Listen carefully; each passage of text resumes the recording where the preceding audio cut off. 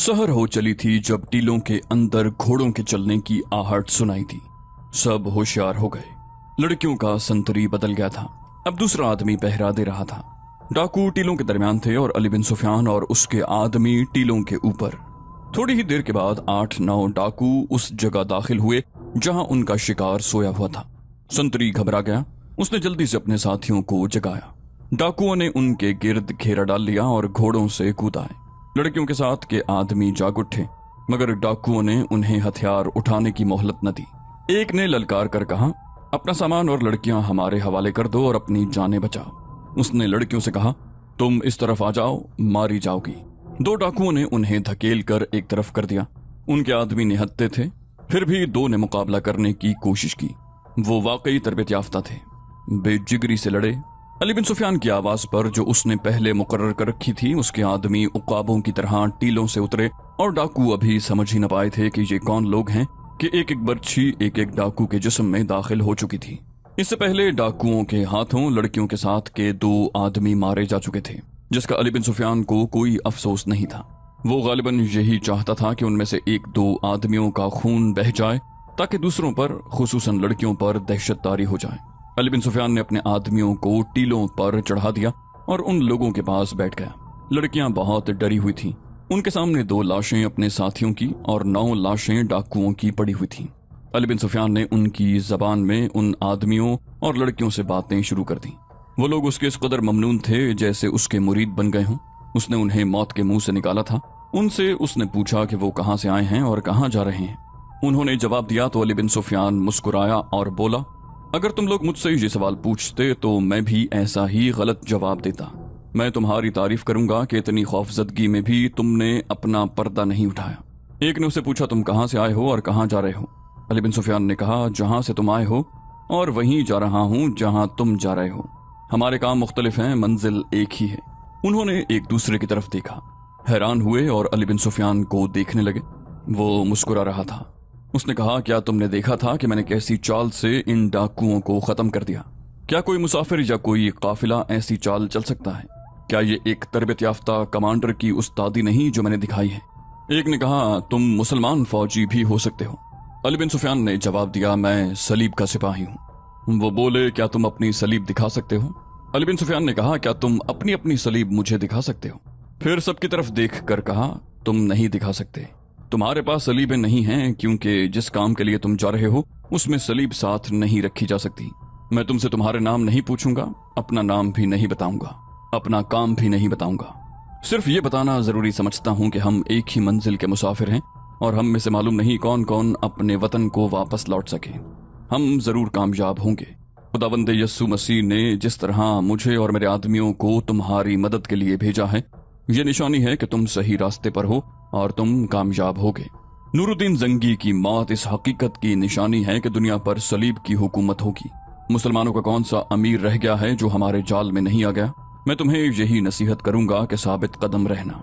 उसने लड़कियों की तरफ देख कर कहा, तुम्हारा काम सबसे ज्यादा नाजुक और खतरनाक है। खुदावंद यस्सु मसीह तुम्हारी कुर्बानी को कभी फरामोश नहीं करेगा। हम जो मर्द हैं वो अपनी जान देकर दुनिया की मुश्किलात से आजाद हो जाते हैं। तुम्हारी कोई जान नहीं लेता। तुमसे आबरू की कुर्बानी ली जाती है और यही सबसे बड़ी कुर्बानी है। अली बिन सुफियान उस्ताद था। उसकी जबान में ऐसा तिलिस्म था कि वो सब दम बखुद रह गए।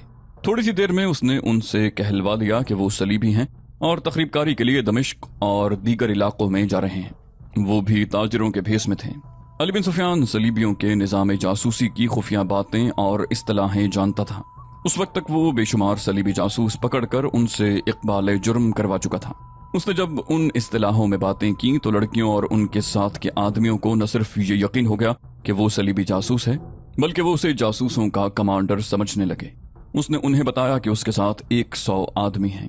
इनमें लड़ाका जासूस भी हैं और फिदाई भी, जो दमिश्क वगैरह में उन आला अफसरों को कत्ल करने या गायब करने जा रहे हैं जो सलाहुद्दीन अय्यूबी के मकतब फिक्र के पैरोकार हैं। उसने उन्हें बताया कि वो लंबे अरसे से मिस्र में काम कर रहा था, अब उसे उधर भेजा जा रहा है। इस गिरोह ने अली बिन सुफियान के सामने अपना पर्दा उठा दिया और एक मुश्किल पेश की। वो ये थी कि उनका कमांडर डाकुओं के हाथों मारा गया था। वो उन इलाकों में पहले भी आ चुका था जहां वो जा रहे थे। उसके मारे जाने के बाद वो अंधे हो गए थे। उन्हें एक रहनुमा की जरूरत थी। अली बिन सुफियान ने उन्हें तसल्ली दी कि वो अपने मिशन से हटकर उनकी रहनुमाई करेगा, वो उसे अपना मिशन बता दें। उन्होंने बता दिया। उन्हें चंद एक सालारों के नाम बताकर कहा गया कि उन तक तोहफे पहुंचाने हैं और लड़कियों को जरूरत के मुताबिक इस्तेमाल करना है। ऐसे सालारों और अमीरों तक रसाई हासिल करनी है जो सलीबियों को अपना दुश्मन समझते हैं। उन्हें सलीबियों का दोस्त बनाना है। अली बिन सुफियान ने कहा, इस मरहले में आकर मेरा और तुम्हारा काम एक हो जाता है। मुझे उन सालारों और कायदीन को खत्म करना है जो दिल से सलीब की दुश्मनी नहीं निकल रहे। तुम दमिश्क में कहाँ कयाम करोगे? एक ने कहा, तुम देख रहे हो कि हम ताजिर बनकर जा रहे हैं। दमिश्क के करीब जाकर ये लड़कियां बापर्दा मुसलमान औरतें बन जाएंगी। हम सराय में कयाम करेंगे, वहां से ताजिरों के भेस में सालारों वगैरह तक जाएंगे। अगली सुबह अली बिन सुफियान का काफिला दमिश्क की समत जा रहा था। ये सलीबी आदमी और लड़कियां भी उस काफिले में शामिल हो गईं। जानवरों में डाकुओं के घोड़ों का इजाफा हो गया था। सलीबियों ने अली बिन सुफियान को अपना लीडर बना लिया था। उनकी नजर में वो सलीबी था। उसने उन्हें कहा था कि वो उसके किसी आदमी से बात न करें, क्योंकि इनमें मुसलमान भी हैं जो बेशक फिदाई और तखरीबकार हैं, लेकिन इनका कोई भरोसा नहीं। रास्ते में अली बिन सुफियान ने उन सलीबियों को अपने साथ रखा और उनसे बातें पूछता रहा। उसे काम की बहुत सी बातें मालूम हो गईं। अगले रोज काफिला दमिश्क में दाखिल हुआ। अली बिन सुफियान की हिदायत पर सराय में जाने की बजाय काफिले ने एक मैदान में खैमे गाड़ दिए। लोगों का हुजूम जमा हो गया। बाहर से जब ताजिरों के काफिले आते थे तो लोग उनके गिर्द जमा हो जाया करते। उनकी कोशिश ये होती थी कि माल दुकानों में जाने से पहले ही काफिले से खरीद लिया जाए। वहां से कम कीमत पर अशिया मिल जाती थी। अली बिन सुफियान ने ऐलान किया कि 10 घोड़े भी बिकाऊ हैं।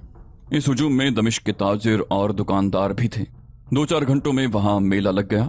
अली बिन सुफियान ने अपने आदमियों से कह दिया कि वो माल रोके रखें और जल्दी फरोख्त न करें। इतना ज्यादा हुजूम देखकर उसने अपने चंद एक ज़हीन आदमियों से कहा कि वो लोगों में घुल मिल जाएं और उनके ख्यालात मालूम करें। ये आदमी इस काम के माहिर थे। वो चुगे उतार कर हुजूम में शामिल हो गए। इनमें से 2-3 शहर में चले गए। अली बिन सुफियान और उसके तमाम आदमियों ने मगरिब की नमाज मुख्तलिफ मस्जिदों में तकसीम होकर पढ़ी। सलीबियों को वो खैमा गाह में छोड़ गए थे। मस्जिदों में उन्होंने लोगों को बताया कि वो काहिरा से आए हैं और ताजिर हैं। लोगों के साथ गपशप के अंदाज में उन्होंने उनके ख्यालात मालूम कर लिए। लोगों के ख्यालात और जज्बात उम्मीद अफजा थे। उनमें कुछ लोग भड़के हुए भी थे।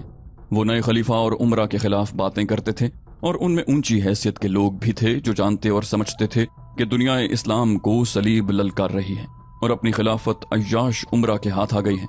वो बहुत परेशान थे और कहते थे कि जंगी के बाद सिर्फ सलाहुद्दीन अय्यूबी है जो इस्लाम का नाम जिंदा रख सकता है। अली बिन सुफियान ने अपने आदमियों को बता दिया कि ये लड़कियां और आदमी सलीबी हैं और इन पर यही जाहिर करते रहें कि हम सब सलीब के मिशन पर आए हैं। उन्हें कोई शक न हुआ। अली बिन सुफियान ने उन्हें बताया था कि वो आज रात आराम करें और उसकी हिदायत का इंतजार करें।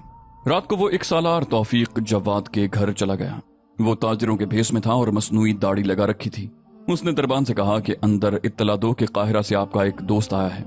दरबान ने अंदर इत्तला दी तो अली बिन सुफियान को अंदर बुला लिया गया। तौफीक जवाद उसे पहचान न सका। अली बिन सुफियान ने बात की तो तौफीक जवाद ने उसे पहचान लिया और गले से लगा लिया। अली बिन सुफियान को उस शख्स पर भरोसा था। उसने अपने आने का मकसद बताया और यह भी बताया कि वो कुछ सलीबी जासूसों और लड़कियों को फांस लाया है और अब ये सोचना है कि उन्हें किस तरह इस्तेमाल किया जाए। अली बिन सुफियान ने उससे पूछा, इससे पहले मुझे ये बताओ कि यहाँ के अंदरूनी और बैरूनी हालात क्या हैं? काहिरा में बड़ी तशवीशनाक खबरें पहुंची हैं। तौफीक जवाद ने उन तमाम खबरों की तस्दीक की जो काहिरा पहुंची थी। उसने कहा, अली भाई, तुम इसे खाना जंगी कहोगे, लेकिन सलीबी खतरे को रोकने के लिए सलाहुद्दीन अय्यूबी को खिलाफत के खिलाफ फौज कशी करनी पड़ेगी। अली बिन सुफियान ने पूछा, अगर हम काहिरा से फौज लाएं तो क्या यहाँ की फौज हमारा मुकाबला करेगी? तौफीक जवाद ने कहा, तुम लोग हमले के अंदाज से न आओ। सलाहुद्दीन अय्यूबी ये जाहिर करें कि वो खलीफा से मिलने आए हैं और खलीफा की ताजीम के लिए फौज के कुछ दस्ते साथ लाए हैं। अगर उमरा की नीयत ठीक हुई तो वो इस्तकबाल करेंगे। दूसरी सूरत में उनका रद्द अमल सामने आ जाएगा। जहां तक यहाँ की फौज का ताल्लुक है, मैं वसूख से कहता हूँ कि ये फौज तुम्हारा मुकाबला नहीं करेगी बल्कि तुम्हारा साथ देगी। मगर ये भी जहन में रखो कि तुम जितना वक्त जाया करोगे ये फौज उतनी ही तुमसे दूर हटती जाएगी। इस फौज का वो जज्बा मारने की कोशिशें शुरू हो गई हैं जो इस्लामी फौज की असल कुव्वत है। तुम जानते हो अली भाई, हुक्मरान जो ऐशो इशरत के दिलदादा होते हैं वो सबसे पहले दुश्मन के साथ समझौता करते हैं ताकि जंगो जदल का खतरा टल जाए। फिर वो फौज को कमजोर करते हैं और ऐसे सालारों को मंजूर नजर बनाते हैं جو خدائی احکام کی بجائے ان کی خواہشات کے پابند ہوں۔ وہ صلاح الدین ایوبی جیسے سالاروں کو پسند نہیں کرتے۔ یہ عمل یہاں شروع ہو چکا ہے۔ ہمارے اعلیٰ رتبوں کے چند ایک فوجی افسر اپنے جذبے اور ایمان سے دستبردار ہو چکے ہیں۔ ابھی مجھ جیسے ایسے سالار بھی ہیں جو صلیبیوں کو کبھی دوست نہیں کہیں گے اور نور الدین زنگی کے جذبہ جہاد کو زندہ رکھیں گے، مگر وہ اپنے طور پر خلافت کے احکام کے بغیر کیا کر سکتے ہیں؟ علی بن سفیان نے پوچھا، کیا میں سلطان ایوبی سے یہ کہہ دوں کہ یہاں کی فوج ہمارا ساتھ دے گی؟ توفیق جواد نے کہا، ضرور کہہ دو، البتہ خلیفہ کے محافظ دستے اور عمرہ کے محافظ دستے تمہارے خلاف لڑیں گے۔ ان دستوں کی نفری کم نہیں ہے اور ان میں چنے ہوئے سپاہی ہیں۔ جب سے زنگی فوت ہوئے ہیں ان دستوں کی خاطر مدارت پہلے سے زیادہ ہونے لگی ہے۔ انہیں غالباً خانہ جنگی کے لیے تیار کیا جا رہا ہے۔ علی بن سفیان نے کہا، یہاں کے لوگوں میں مجھے جو قومی جذبہ نظر آ رہا ہے اس سے مجھے توقع ہے کہ ہم یہاں آئے تو کامیاب ہو جائیں گے۔ توفیق جواد نے کہا، قوم اتنی جلدی بے حس نہیں ہو سکتی۔ جس قوم نے اپنے بیٹے شہید کرائے ہوں وہ اپنے دشمن کو کبھی نہیں بخشتی، اور جس فوج نے دشمن سے دو ہاتھ کیے ہوں اسے اتنی جلدی سرد نہیں کیا جا سکتا۔ مگر حکمرانوں کے پاس ایسے ایسے ہتھ کنڈے ہوتے ہیں جو قوم اور فوج کو مردہ کر دیا کرتے ہیں۔ اب قوم اور فوج میں نفاق پیدا کیا جا رہا ہے، قوم کی نظر میں فوج کو گرایا جا رہا ہے۔ علی بن سفیان نے کہا، میں محترم نور الدین زنگی کی بیوہ سے ملنا چاہتا ہوں، وہ خلیفہ کی والدہ بھی ہیں۔ انہوں نے سلطان ایوبی کی خدمت میں پیغام بھیجا تھا کہ وہ اسلام کی آبرو بچائیں۔ کیا یہ ممکن ہو سکتا ہے کہ انہیں یہاں بلا لیا جائے؟ توفیق جواد نے کہا، کل ہی ان سے ملاقات ہوگی، میں انہیں بلا سکتا ہوں، تمہارا نام سن کر وہ فوراً آ جائیں گی۔ توفیق جواد نے اپنی خادمہ کو بلا کر کہا کہ خلیفہ کی والدہ کے ہاں جاؤ، میرا سلام کہنا اور ان کے کان میں کہنا کہ قاہرہ سے کوئی آیا ہے۔ جب علی بن سفیان توفیق جواد کے پاس بیٹھا تھا اس وقت اس کی خیمہ گاہ میں رونق تھی۔ رات خاصی گزر گئی تھی، خریداروں کا ہجوم بہت دیر ہوئی جا چکا تھا۔ علی بن سفیان کے 100 آدمیوں نے لمبا سفر طے کیا تھا۔ وہ بازار سے دمبے اور بکرے لے آئے تھے جنہیں ذبح کر کے وہ کھا رہے تھے اور ہنسی مذاق میں مصروف تھے۔ لڑکیاں ایک خیمے میں تھیں۔ صلیبی مرد علی بن سفیان کے آدمیوں کے ساتھ بیٹھے تھے۔ انہوں نے شراب نکال لی تاکہ محفل کی رونق دوبالا ہو جائے۔ انہوں نے سب کو شراب پیش کی تو سب نے انکار کر دیا۔ صلیبی حیران ہوئے۔ علی بن سفیان نے انہیں بتایا کہ ان میں مسلمان بھی ہیں اور عیسائی بھی۔ جو مسلمان تھے ان کے متعلق بتایا گیا تھا کہ فدائی ہیں، یعنی وہ برائے نام مسلمان ہیں۔ اصل میں وہ حسن بن صباح کے فرقے کے تھے جو شراب کو حرام نہیں سمجھتے تھے۔ صلیبیوں کو کچھ شک ہوا، وہ آخر تربیت یافتہ جاسوس تھے۔ انہوں نے 2-4 ایسی نشانیاں دیکھ لی جن سے ان کا شک پختہ ہو گیا۔ وہ ایک ایک کر کے وہاں سے اس طرح اٹھنے لگے جیسے خیمے میں سونے جا رہے ہوں۔ انہوں نے لڑکیوں سے کہا کہ وہ اپنے فن کا مظاہرہ کریں اور دیکھیں کہ یہ کون لوگ ہیں۔ ایک لڑکی نے یہ کام اپنے ذمے لے لیا۔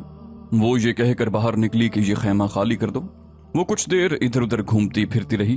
بہت دیر بعد علی بن سفیان کا ایک آدمی اٹھ کر اس کی طرف آیا۔ وہ معلوم نہیں کیوں اٹھا تھا۔ لڑکی نے اسے روک لیا اور کہا کہ خیمے میں بیٹھے بیٹھے اس کا دل گھبرا رہا تھا، اس لیے باہر نکل آئی۔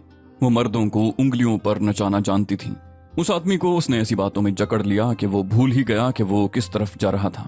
لڑکی نے کہا، یہ آدمی جو ہمارے ساتھ ہیں بہت برے آدمی ہیں۔ ہم تمہاری طرح یہاں کسی اور کام سے آئی ہیں، لیکن یہ ہمیں بہت پریشان کرتے ہیں۔ کیا ایسا ہو سکتا ہے کہ تم میرے خیمے میں آ کر سو جاؤ اور میں ان سے بچی رہوں؟ اس نے ایسی اداکاری کی کہ وہ آدمی موم ہو گیا اور اس کے ساتھ اس کے خیمے میں چلا گیا۔ خیمے میں چھوٹی قندیل جل رہی تھی۔ لڑکی نے روشنی میں اس آدمی کو دیکھا تو بڑی ہی پرکشش اور جذباتی مسکراہٹ سے کہا، او تم تو بہت خوبصورت آدمی ہو، تم میری حفاظت کر سکو گے؟ اس نے شراب کی چھوٹی سی سراہی اٹھا کر کہا، تھوڑی سی پیو گے؟ وہ بولا نہیں۔ لڑکی نے پوچھا، کیوں؟ وہ بولا، میں مسلمان ہوں۔ لڑکی بولی، اگر اتنے پکے مسلمان ہو تو صلیب کے لیے مسلمانوں کے خلاف جاسوسی کیوں کرنے آئے ہو؟ وہ آدمی چونکا۔ اس نے کہا، اس کی مجھے اجرت ملتی ہے۔ لڑکی جتنی خوبصورت تھی اس سے کہیں زیادہ چالاک تھی۔ اپنے یہ دونوں ہتھیار استعمال کر کے اس نے علی بن سفیان کے اس آدمی کے دل و دماغ پر قبضہ کر لیا۔ اس نے کہا، شراب نہ پیو، شربت پی لو۔ وہ دوسرے خیمے میں چلی گئی اور ایک پیالہ اٹھا لائی۔ اس آدمی نے پیالہ ہاتھ میں لے کر منہ سے لگایا تو مسکرا کر پیالہ رکھ دیا۔ لڑکی سے پوچھا، اس میں کتنی حشیش ڈالی ہے؟ لڑکی کو دھچکا لگا لیکن سنبھل گئی، بولی، زیادہ نہیں، اتنی سی ڈالی ہے جتنی تمہیں ذرا سی دیر کے لیے بے خود کر دے۔ آدمی نے پوچھا، کیوں؟ اس نے سنجیدگی سے کہا، کیونکہ میں تم پر قبضہ کرنا چاہتی ہوں۔ اگر تمہیں میری باتیں بری لگیں تو اپنا خنجر میرے دل میں اتار دینا۔ میں تمہیں اتفاقیہ نہیں ملی، मैंने तुम्हें उठते और इधर आते देख लिया था। मैं तुम्हारे रास्ते में खड़ी हो गई थी। सफर के दौरान मैं तुम्हें बड़े गौर से देखती रही हूँ। ऐसा लगता था जैसे हम कभी इकट्ठे रहे हैं और एक दूसरे को जानते हैं। तुम मेरे दिल में उतर गए हो। तुमने देखा है कि मैंने तुम्हें शराब पेश की थी, खुद नहीं पी। मैं शराब नहीं पीती क्योंकि मैं मुसलमान हूँ। ये लोग मुझे जबरदस्ती पिलाते हैं। वो चौंक कर बोला, तुम इन काफिरों के साथ कैसे आ गई? लड़की ने कहा, 12 साल से इनके साथ हूँ। मैं यरूशलेम की रहने वाली हूँ। उस वक्त मेरी उम्र 12 साल थी जब मुझे बाप ने फरोख्त किया। मुझे मालूम नहीं था कि मेरे खरीदार ईसाई हैं। उन्होंने मुझे इस काम की ट्रेनिंग दी जिसके लिए मैं यहाँ आई हूँ। मैं दमिश्क और बगदाद का नाम सुना करती थी और ये नाम मुझे अच्छे लगते थे। इस सरजमीन पर कदम रखा है तो इसकी हवाओं ने मेरे अंदर मेरा मजहब बेदार कर दिया है। मैं मुसलमान हूँ। मुसलमानों की तबाही के लिए कोई काम नहीं कर सकूंगी। उसने जज्बाती लहजे में कहा, मेरा दिल रो रहा है, मेरी रूह रो रही है। उसने उस आदमी के दोनों हाथ पकड़कर अपने सीने पर रख लिए और कहा, तुम भी मुसलमान हो? आओ भाग चलें। मुझे जहां ले जाओगे चलूंगी। रेगिस्तान में लिए लिए फिरोगे तो खुशी से तुम्हारे साथ जाऊंगी। तुम भी अपनी कौम को धोखा देने से बाज आ जाओ। हमारे पास सोने के बहुत से सिक्के हैं। मुझे मालूम है कि कहाँ पड़े हैं। मैं आसानी से चुरा लाऊंगी। अली बिन सुफियान का ये आदमी था तो अक्लमंद, लेकिन लड़की के झांसे में आ गया। उसे अपनी ड्यूटी याद आ गई थी, इसीलिए उसने हशीश नहीं पी थी। वो हशीश की बू से वाकिफ था। उसने लड़की से पूछा कि वो और उसकी पार्टी यहाँ क्या करने आई है। लड़की ने बता दिया। उस आदमी ने कहा, मैं तुम्हें यकीन दिलाता हूँ कि तुम यहाँ मुसलमानों को धोखा नहीं दे सकोगी। अगर तुम सच्चे दिल से इस काम से मुतनफ्फर हो गई हो तो तुम खुशकिस्मत हो कि तुम हमारे धोखे में आ गई हो। अब तुम हमारे साथ रहोगी। हम में से कोई भी सलीब का जासूस नहीं। हम सब मिस्र की फौज के लड़ाका जासूस हैं। लड़की जोश मुसर्रत से उसके साथ लिपट गई। उस आदमी ने कहा, मैं अपने कमांडर से कहूंगा कि तुम्हें दूसरी लड़कियों से अलग रखे और किसी अमीर वगैरह के हवाले न करे। लड़की बेताबी से उसका हाथ चूमने लगी। उसका फरेब कामयाब हो गया था। अली बिन सुफियान का इतना होशियार जासूस एक लड़की के फरेब का शिकार हो गया। लड़की ने उसे कहा, जरा ठहरो, मैं दिखाऊं कि मेरे साथी सो गए हैं या नहीं। ये कहकर वो खेमे से निकल गई। अली बिन सुफियान सालार तौफीक जव्वाद के घर बैठा नूरुद्दीन जंगी की बेवा का इंतजार कर रहा था।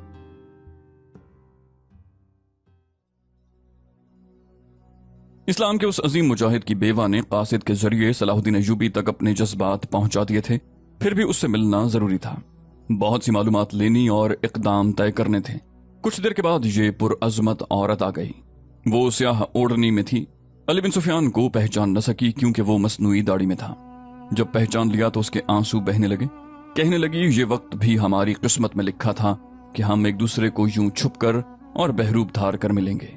तुम यहाँ सर ऊंचा करके आया करते थे, अब इस हाल में आए हो कि कोई तुम्हें पहचान न ले। और मैं घर से इस एहतियात से निकली हूँ कि कोई मेरे पीछे ये देखने के लिए न आए कि मैं कहाँ जा रही हूँ। अली बिन सुफियान के आंसू बह रहे थे। जज्बात का ऐसा गलबा हुआ कि वो बहुत देर बोल ही न सका। जंगी की बेवा ने कहा, अली बिन सुफियान, मैंने ये लिबास अपने खावंद के मातम के लिए नहीं पहना। मैं उस गैरत के मातम में हूँ जो मेरी कौम का जेवर है। इन छोटे छोटे हुक्मरानों ने मेरे बेटे को आला कार बनाकर कौमी गैरत सलीबियों के कदमों में डाल दी है।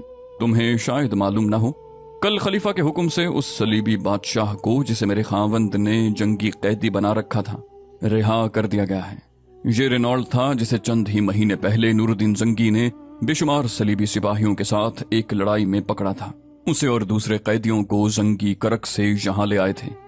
कहते थे कि मैं सलीबियों के साथ ऐसी सौदेबाजी करके इस सलीबी हुक्मरान को छोड़ूंगा जो उनकी कमर तोड़ देगी।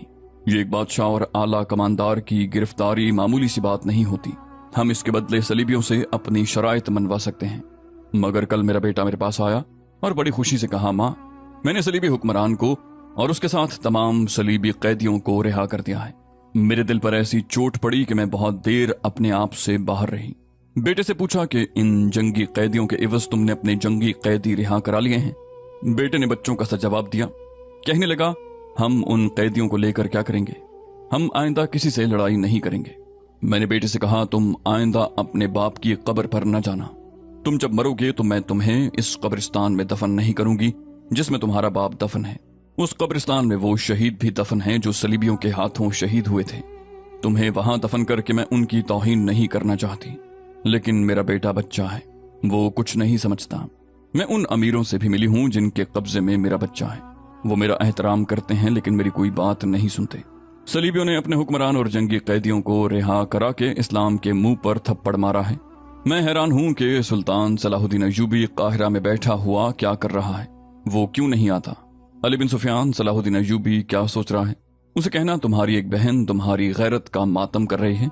उसे कहना कि वो स्याह लिबास उस रोज उतारेगी जिस रोज तुम दमिश्क में दाखिल होकर मुझे दिखा दोगे कि तुमने मिल्लत इस्लामिया की आबरू इन अय्याश और ईमान फरोशों से छीन ली और उसे बचा लिया है, वरना मैं इसी लिबास में मर जाऊंगी और वसीयत करके जाऊंगी कि मुझे इसी लिबास में दफन किया जाए, कफन ना पहनाया जाए। मैं रोज़ क़यामत अपने खावंद और खुदा के सामने सफ़ेद कफन में नहीं जाना चाहती। अली बिन सुफियान ने कहा, मैं इन जज्बात को अच्छी तरह समझता हूँ। आइए हकीकत की बात करें। सुल्तान अय्यूबी आप ही की तरह बेताब और बेचैन है। आप जानती हैं कि हमें कोई कार्रवाई जज्बात और इश्तियाल के ज़रिए असर नहीं करनी चाहिए। यहाँ के हालात का जायजा लेना जरूरी है। हम इस कोशिश में हैं कि खाना जंगी न हो। इसकी एक ही सूरत है, वो ये कि कौम हमारा साथ दे। फौज के मुताल्लिक तौफीक जवाद मुझे यकीन दिला चुके हैं कि हमारी फौज के खिलाफ नहीं लड़ेगी, अलबत्ता मुहाफिज दस्ते मुकाबला करेंगे। जंगी की बेवा ने कहा, कौम आपके साथ है। मैं औरत हूँ, मैदान जंग में नहीं जा सकती। मैं एक और महाज पर लड़ती रही हूँ। मैंने कौम की औरतों में मिल्ली जज्बा इस हद तक पैदा कर रखा है कि आप किसी भी वक्त उन्हें मैदान जंग में ले जा सकते हैं। मेरे इंतजामात के तहत यहाँ की तमाम नौजवान लड़कियां तेगजनी और तीरंदाजी की महारत रखती हैं। औरतों ने अपने बच्चों, भाइयों, बापों और खावंदों को शोले बना रखा है। मैंने जिन औरतों के हाथों उन्हें तरबियत दी है वो मेरे हाथ में है। अगर नौबत खाना जंगी तक आ गई तो हर घर को औरतें खलीफा की फौज के खिलाफ मोर्चा बना लेंगी। अगर सलाहुद्दीन अय्यूबी फौज लेके आए तो मेरा खलीफा बेटा और उसके हाशिया बरदार अपने आप को तन्हा पाएंगे। तुम जाओ बिरादर अली, फौज लाओ, यहाँ के हालात मुझ पर छोड़ दो। कौम की तरफ से तुम पर एक भी तीर नहीं चलेगा। अगर तुम जरूरत समझो कि मेरे बेटे को कत्ल कर दिया जाए तो भूल जाना कि वो नूरुद्दीन जंगी का और मेरा बेटा है। मैं अपने बेटे के जिस्म के टुकड़े करवा लूंगी, सल्तनत इस्लामिया के टुकड़े टुकड़े होते नहीं देख सकूंगी। तौफीक जवाद ने भी अली बिन सुफियान को यकीन दिलाया कि खाना जंगी नहीं होगी। उसके बाद उन्होंने स्कीम बनाई कि सुल्तान अय्यूबी किस तरह आएगा और यहाँ क्या होगा। ये तय हुआ कि सुल्तान अय्यूबी खामोशी से आएगा और खलीफा और उसके हाशिया बरदारों को बेखबरी में आन लेगा।